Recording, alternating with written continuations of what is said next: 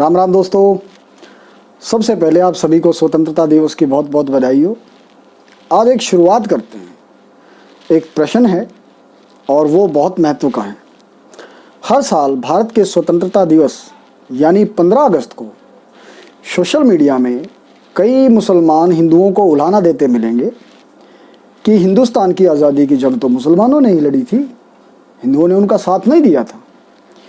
यहाँ इनका रुख सावरकर जी और संघ की ओर ही रहता है।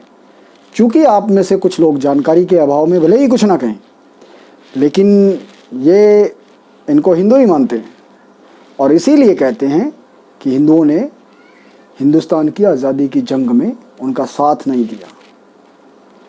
इस पर विचलित ना होइएगा। हाँ, मुसलमानों ने हिंदुस्तान की आज़ादी की जंग लड़ी भाई, और 14 अगस्त को एक हिस्सा पाकिस्तान के रूप में खसोट लिया। हिंदुओं ने तो भारत की स्वाधीनता का संग्राम लड़ा। दोनों पूर्णतः भिन्न थे और ये हिंदुओं को धीरे धीरे पता चलने लगा जब मुसलमानों द्वारा अलग मुल्क की मांग उठाई जाने लगी और हिंसा होने लगी, जिसका चरम बिंदु डायरेक्ट एक्शन डे के रूप में कलकत्ता में दिखाई भी दिया। आज़ादी के माने क्या, ला इलाहा इल्लल्लाह कश्मीर में जब सुनाई दिया तो समझ आया कि 800 वर्ष तो इसी आज़ादी से स्वतंत्रता के लिए हमारे पूर्वजों ने अपना रक्त बहाया था। ये तो नेहरू, गांधी और मौलाना जो बर्बाद थे, उनकी मेहनत का नतीजा है कि हमने आज़ादी को स्वतंत्रता की जगह छीनने दी। हुतात्मा या बलिदानी को शहीद कहते रहे, पता नहीं अभी और कितने साल कहते रहेंगे, लेकिन सरकार इन शब्दों को ऑर्डर निकालकर प्रतिबंधित नहीं कर सकती। ये भी हमें ही समझना चाहिए।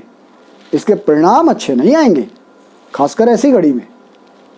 इसीलिए हमें आज़ादी और शहीद की जगह स्वतंत्रता, स्वाधीनता, खुद आत्मा और बलिदानी कहते रहना होगा।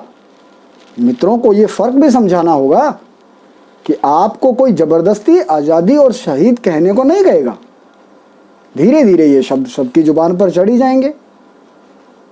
भाषण देते हुए नेताओं की जुबान पर भी चढ़ जाएंगे भाई, और कई वर्षों से आदत है।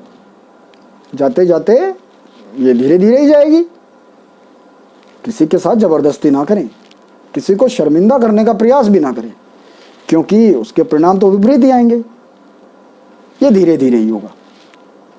अगर कोई पूछे कि आप क्यों स्वतंत्रता, स्वाधीनता, हुतात्मा या बलिदानी कहते हैं, आज़ादी और शहीद क्यों नहीं कहते, तो उसको कारण समझाने में अवसर न गंवाएं। वो व्यक्ति और 10 लोगों को ये बात बताएगा और उन तक संदेश पहुंचाएगा। बात ऐसे ही आगे बढ़ सकती है। समय तो लगेगा। अरे भाई, कोई पुतला थोड़े ही है कि तुरंत तो खड़ा जाए, समय तो लगेगा।